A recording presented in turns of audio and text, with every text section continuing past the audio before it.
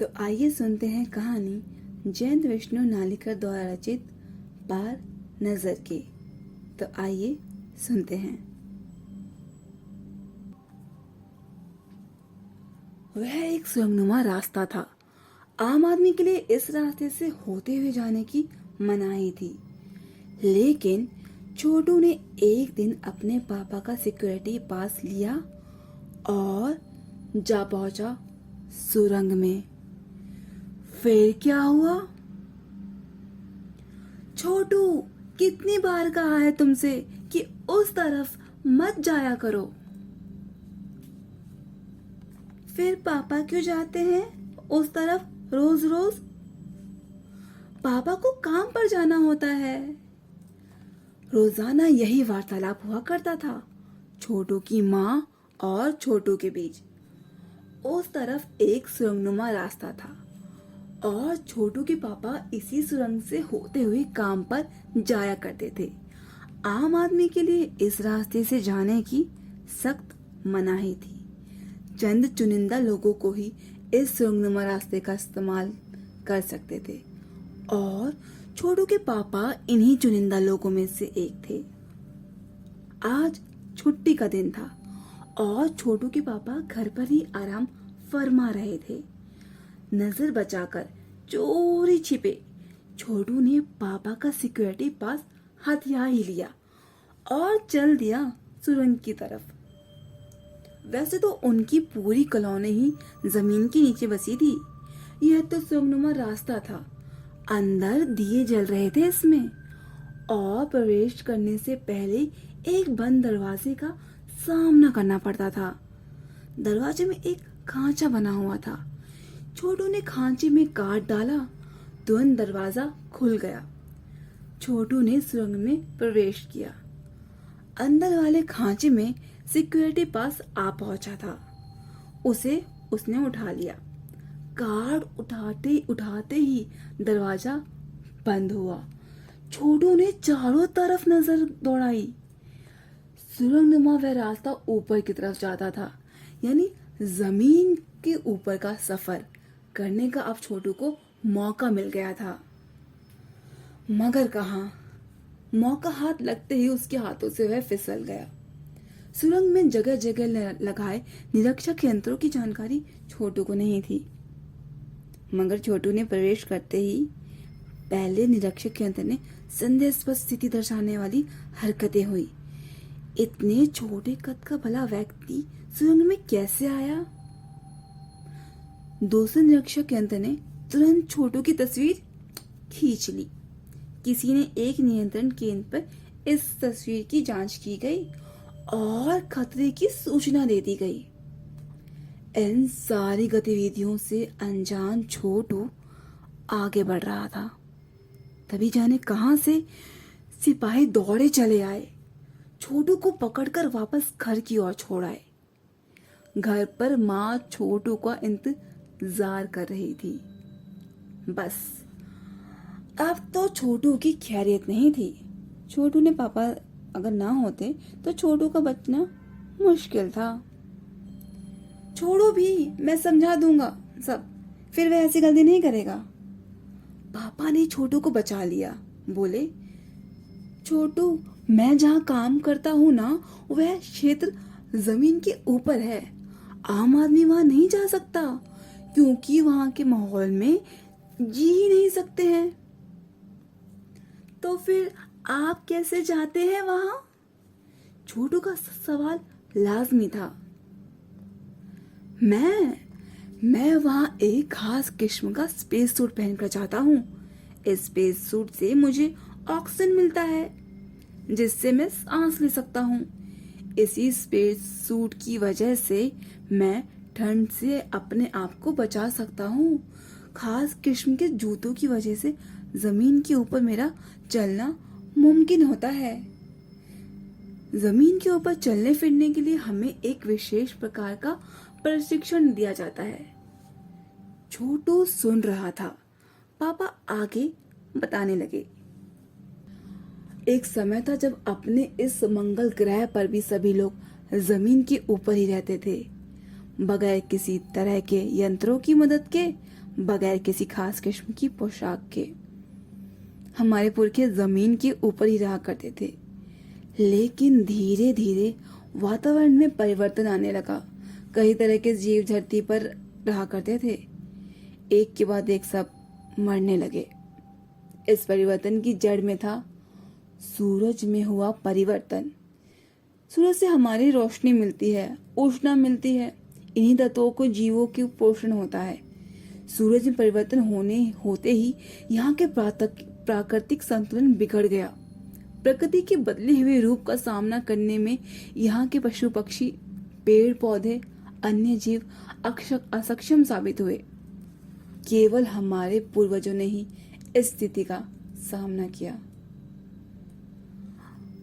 हमने अपने तकनीक ज्ञान के आधार पर जमीन के नीचे अपना घर बना लिया। जमीन के ऊपर लगे विभिन्न यंत्रों के सहारे हम सूर्य शक्ति, सूर्य की रोशनी और गर्मी का इस्तेमाल करते आ रहे हैं। उन्हीं यंत्रों के सहारे हम यहाँ जमीन के नीचे जी रहे हैं। यंत्र सुचारू रूप से चलते रहे, इसके लिए बड़ी सतर्कता बरतनी पड़ती है। मुझ जैसे कुछ चुनिंदा लोगों को ही इस यंत्रों को ध्यान रखने के लिए रखा गया है। जब बड़ा हो जाऊंगा तो मैं भी यही काम करूंगा। छोटू ने अपनी मंशा जाहिर की। बिल्कुल, मगर उसके लिए खूब पढ़ना होगा, माँ और पापा की बात सुननी होगी, माँ ने कहा। दूसरे दिन छोटू के पापा काम पर चले गए। देखा तो कंट्रोल रूम का वातावरण बदला बदला सा था। शिफ्ट खत्म कर घर जा रहे स्टाफ के प्रमुख ने टीवी स्क्रीन की तरफ इशारा किया। स्क्रीन पर एक बिंदु झलक रहा था। वह बताने लगे, यह कोई आसमान का तारा नहीं है, क्योंकि कंप्यूटर से पता चल रहा है कि यह अपनी जगह अड़िग नहीं रहा है। पिछले कुछ घंटों के दौरान इसमें अपनी जगह बदली है। कंप्यूटर के अनुसार यह हमारी धरती की तरफ बढ़ता चला आ रहा है। अंतरिक्ष यान तो नहीं? छोटू के पापा ने अपने संदेहास्पद प्रकट किया। संदेह तो हमें भी है। आप इस पर बराबर ध्यान रखिएगा।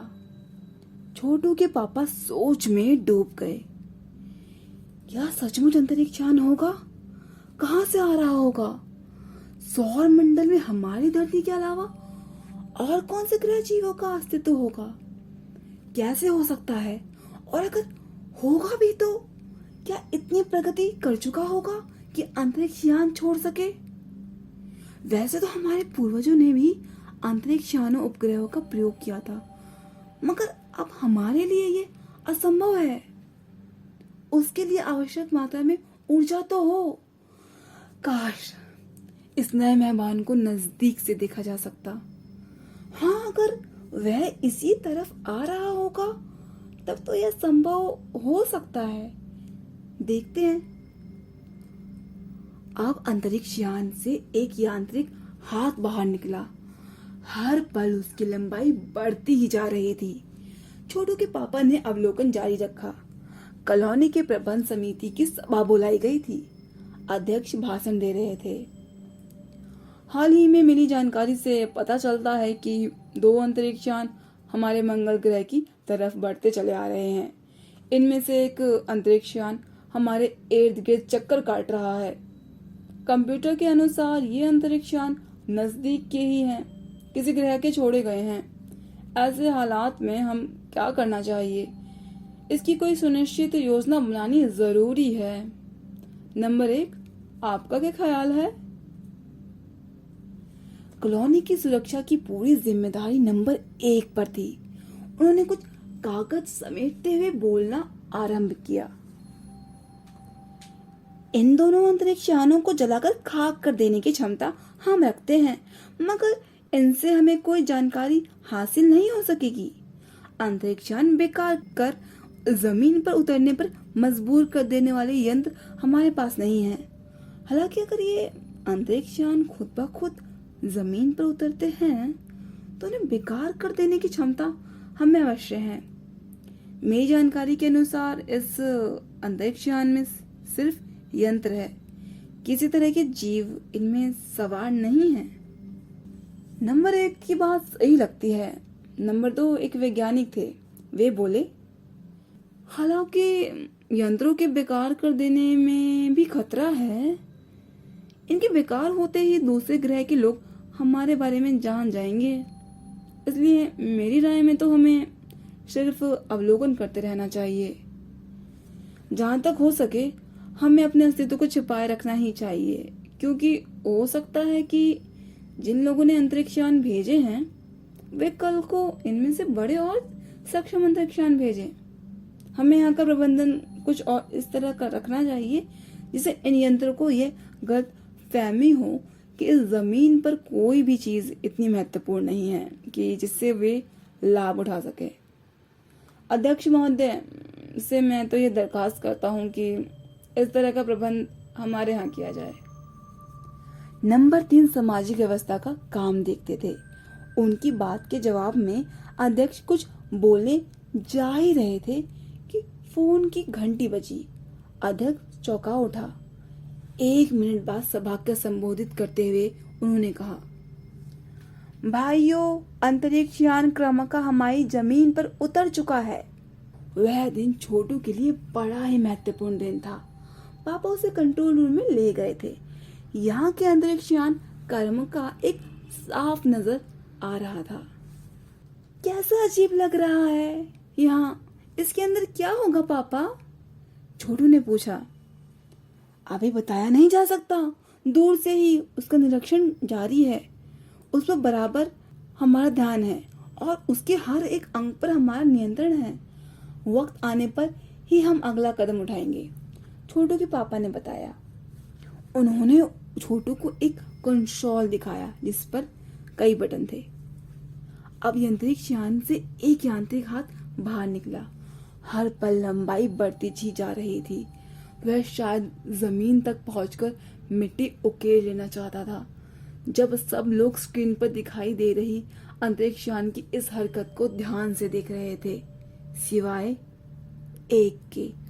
उसका ध्यान तो कहीं और ही था। छोटू का सारा ध्यान था कंसोल पैनल पर। कंसोल का एक बटन दबाने की उसकी इच्छा को वह रोक नहीं पाया। वह लाल लाल बटन उसे बरबस अपनी तरफ खींच रहा था। और सहसा खतरे की घंटी बजी। सबकी निगाहें कंसोल की तरफ मुड़ी। पापा ने छोटू से अपनी तरफ खींचते हुए एक झापट रसीद कर दिया और लाल बटन को पूर्व स्थिति में ले आए। मगर उस तरफ अब अंतरिक्ष यान के उस यांत्रिक हाथ की हरकत सहसा रुक गई थी। यंत्र बेकार हो गया था। उधर पृथ्वी पर national aeronautics and space administration द्वारा प्रस्तुत वक्तव्य में सबका ध्यान अपनी तरफ आकर्षित कर लिया। मंगल की धरती पर उतरा हुआ अंतरिक्ष यान वॉकिंग अपना निर्धारित कार्य कर रहा है। हालांकि किसी अज्ञात कारणवश अंतरिक्ष यान का यांत्रिक हाथ बेकार हो गया है। नासा के तकनीशियन इस बारे में जांच कर रहे हैं तथा इस यांत्रिक हाथ का दुरुस्त करने के प्रयास भी जारी हैं। इसके कुछ ही दिनों बाद पृथ्वी के सभी प्रमुख अखबारों में छपा था। नासा के तकनीशियनों को रिमोट कंट्रोल के सहारे वॉकिंग को दुरुस्त करने में असफलता मिली है। यांत्रिक हाथ ने अब मंगल की मिट्टी के विभिन्न नमूने इकट्ठे करने को काम आरंभ कर दिया है।